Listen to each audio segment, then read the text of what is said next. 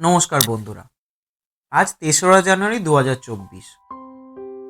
সকালে উঠতে গিয়ে দেখলাম খুব ঠান্ডা আর একটা টেনশন কাজ করছিল। টেনশনের কারণটা পরে কখনো বলবো।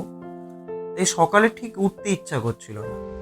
একটা ফোন পেয়ে যখন কনফার্ম হলাম না টেনশনের খুব একটা কারণ নেই, তখন মন খুলে ফাইনালি একটু ওঠার সাহস জোগাড় করতে পারলাম। ওঠার সময় আজকে দেখলাম প্রচণ্ড ঠান্ডা, বাইরে বেরিয়ে কাঁপতে কাঁপতে আবার ঘরে এসে শুয়ে পড়লাম। কিছুক্ষণ পর 6:45টার দিকে উঠে অফিসের দিকে রওনা দিলাম। যখন অফিসের দিকে যাচ্ছি মনে হচ্ছে ট্রেনে যেন কন্টিনিউয়াসলি ভিড় বাড়তে থাকছে। কারণটা হয়তো গঙ্গাসাগর মেলাই হবে। সামনে 8 থেকে 11 অবধি গঙ্গাসাগরের মেলা। ওই সময়টা নাকি ট্রেনে ওঠা যায় না, সবাই তার আগের ট্রেনটাতে যায়। এবং এবং সত্যিই তাই। সুন্দরবনে যাওয়ার জন্য অটোতে প্রচণ্ড ভিড়। তারপর নেমে যখন গেলাম, আজকে ব্রাঞ্চে তেমন খুব একটা ভিড় ছিল না, তাই তাড়াতাড়ি বেরিয়ে এসেছিলাম। তাড়াতাড়ি ক্যাশ মিলেও গেল, তাড়াতাড়ি বেরিয়ে এলাম। আজকে বাইরে থেকে ক্যাশ আনতে হয়েছিল, ব্রাঞ্চের ক্যাশ অনেকটা কমে গেছিল। তো তারপর যখন ট্রেনে ফিরছি, ফেরার সময় এবং যাওয়ার সময়ও প্রতিদিনই আমি খেয়াল করি কিছুজন থাকে যারা প্ল্যাটফর্ম থেকে এক ধরনের কথা বলতে বলতে ট্রেনে ওঠে, ট্রেনেও সেই গল্প করতে করতে চলে, তারপর আবার নেমে আসে। সে আলোচনা বলাটা হয়তো ভুল হবে, সেটাকে সমালোচনা বলাটা বেশি সঠিকভাবে বোঝানো সম্ভব হবে। তো তাই ভাবলাম আজকের বিষয়ে সমালোচনাই হোক না কেন। সমালোচনা এমন একটা জিনিস যাতে কারোর খারাপটা আমরা চোখে আঙুল দিয়ে দেখাতে খুব ভালোবাসি, কিন্তু যে কারোর দিকে পয়েন্ট আউট করে যখন তার ভুলকে আমরা বোঝানোর চেষ্টা করছি, তখন যে 4টে আঙুল আমাদের নিজেদের দিকে ঘোরানো রয়েছে, সেই আঙুলগুলোর দিকে আমরা কেউ নজর করি না। আমরা আজকে অন্যদেরকে যে পয়েন্টটা নিয়ে কথা বলছি, তারাও হয়তো অন্য কোনো পয়েন্ট নিয়ে আমার নামে সমালোচনা করছে। আমি কি করে অন্য কারোর সমালোচনা করার অধিকার পেয়ে যাই কোনোদিন, যখন আমি নিজে পারফেক্ট নই? আমরা সকাল থেকে উঠে সারাটা দিনে কত না কাজবাজ করি, যেগুলোকে পরবর্তীকালে নিজেদেরই মনে হয় না এটা ভুল করা হয়ে গেছে। সারাদিন সব কি ঠিক আপনারা কেউ করে বাড়ি ফেরেন? তো সকালবেলা উঠে থেকে রাত্রিবেলা ফেরার মাঝে এইটুখানি সময়ের মধ্যে যখন নিজেকে ঠিক রাখতে পারি না সব জায়গায়, জানি অন্যকে ভুল প্রমাণ করতে চাইলেও নিজে কোন জায়গাটায় ভুল সেইটা তো আমাকে কেউ বোঝাতে পারবে না আমার থেকে ভালো, বা আমার থেকে ভালো জাজ তো আর কেউ করতে পারবে না আমাকে। তো সেই ঠিক ভুলের মাপদণ্ডে যখন একটা দিনের মধ্যেই আমরা নিজেদেরকে ঠিক রাখতে পারি না, তখন সত্যিই কি আমাদের মধ্যে এতটা পরিমাণ ক্ষমতা সঞ্চার করে দেয় যার মাধ্যমে আমরা অন্যের সমালোচনা করতে সক্ষম হই? আমাদের মধ্যে কি এতটা ক্ষমতার সঞ্চার করে যে আমরা নির্দ্বিধায় অন্যের ভুল ধরতে ব্যস্ত হয়ে যাই যখন নিজেরা ভুল ত্রুটিতে জর্জরিত? আজকে যেতে যেতে দেখলাম একজন বলছে ওর ছেলেকে সেদিনকে ডাকলাম, সে তো পাত্তাই দিল না। অবশ্য ওর ছেলে হয়তো বড় হয়ে গেছে, আমাদের ছেলেপুলেরা বড় হয়নি। কিন্তু এটাও তো হতে পারে কখনো আপনিও হয়তো সেরকম কখনো ব্যবহার করেছেন, সেই দিকটা তো কখনো জানা হলো না। আসলে কি, আমরা সবাই যখন গল্প বলি, গল্পটা হয় একতরফা। আমরা দুতরফা কখনো গল্প জানতেও পারি না, বলতেও পারি না।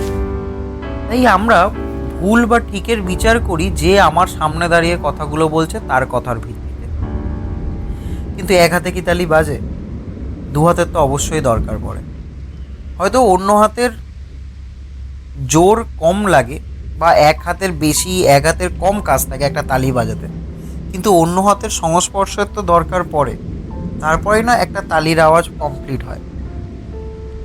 ঠিক সেই রকমই এক হাতের সাথে অন্য হাতের যেমন যতটা দরকার বা যতটা প্রয়োজন থাকে, তেমনই একজনের ভুল হয়তো 60, অন্যজনের 40, বা দুজনেরই 50-50 পরিমাণ ভুল থাকে। তো তাই একটা তালি যেমন এক হাতে বাজে না, একজনের নামে যেমন সমালোচনা যখন করি তেমন ঠিক একতরফা দেখেই আমরা ডিসিশনটা নিয়ে ফেলি। তাই একটাই আপনাদের কাছে রিকোয়েস্ট, যখন কারোর একতরফা কোনো ঘটনা শুনবেন, কখনো যার ব্যাপারে বলা হচ্ছে তার দৃষ্টিভঙ্গি, তার পয়েন্ট অফ ভিউটাও কখনো শুনে দেখার চেষ্টা করবেন। হয়তো অবশ্যই একজন ঠিক একজন ভুল তখনই প্রমাণিত হবে কেউ যখন 51% বলবে, আর কারোর একজনের দোষ যদি 51% থাকে আর অন্যজনের দোষ যদি 49% থাকে, তখন তো একজন ঠিক এবং অন্যজন ভুল প্রমাণিত হয়েই যায়। কিন্তু 49%টাও তো খুব একটা কম পার্সেন্টেজ নয়, তাই না? আমার দৃষ্টিভঙ্গিতে বা আপনার দৃষ্টিভঙ্গিতে যাকে 49 মনে হচ্ছে এবং যাকে 51 মনে হচ্ছে, অন্যের দৃষ্টিভঙ্গিতে এই অনুপাতটাই হয়তো পাল্টে যায়, এই অনুপাতটাই হয়তো রিভার্স হয়ে যায়।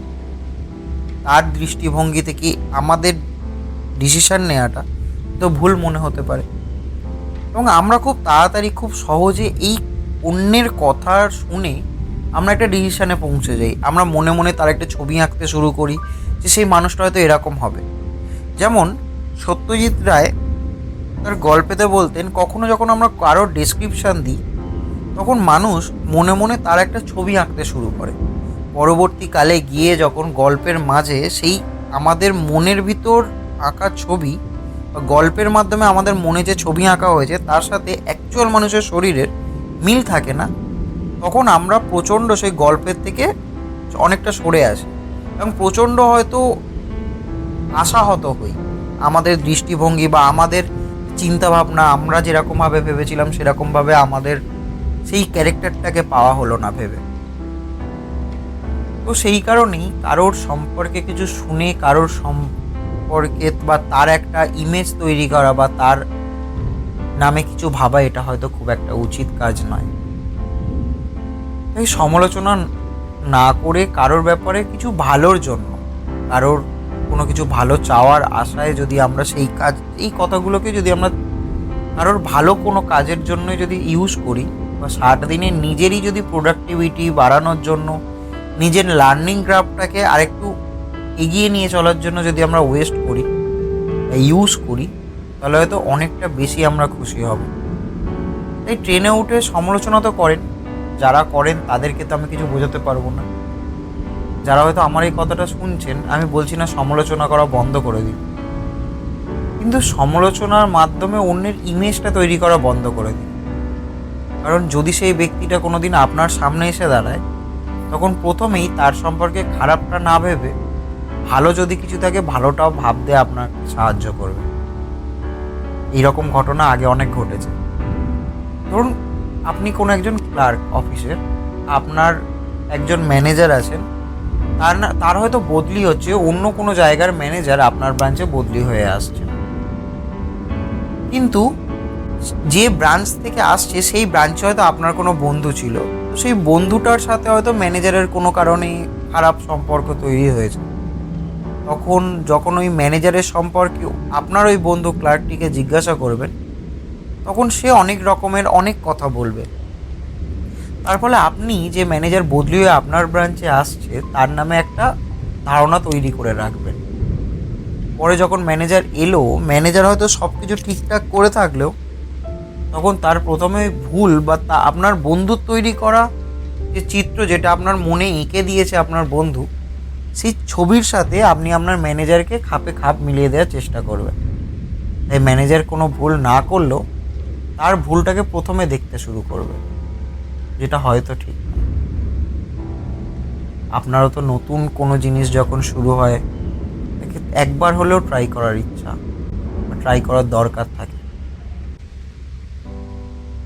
যখন কোনো একটা জিনিসের ডেলিভারি নেন, প্রথমে সেটাকে ইউজ করেই না বোঝেন সেটা ঠিক আছে কি ডিফেক্টিভ জিনিস, কি প্রথমেই সেটাকে রিটার্নের জন্য ফেলে দেন। তাই সমালোচনা, আলোচনা এইগুলোর মাঝে একটু আস্তে আস্তে চেঞ্জ ঘটাতে থাকলে একটা দিন দেখবেন পুরোটাই চেঞ্জ হয়ে গেছে। তখন আর ক্রিটিসিজমের দরকার পড়বে না। Thank you. আজকের মতো এই পর্যন্তই, আবার কালকে কথা হবে।